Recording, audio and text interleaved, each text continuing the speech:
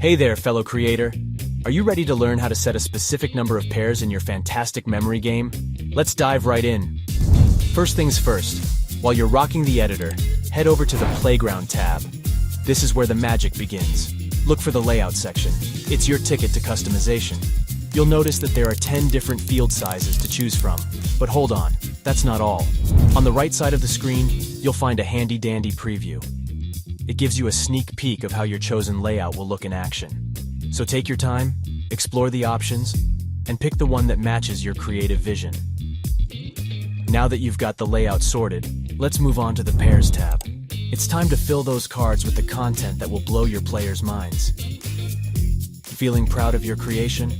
It's time to share your masterpiece with the world. Simply hit that Publish button, and voila!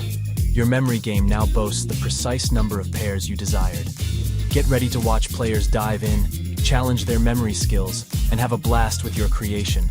You've become a memory game maestro, my friend.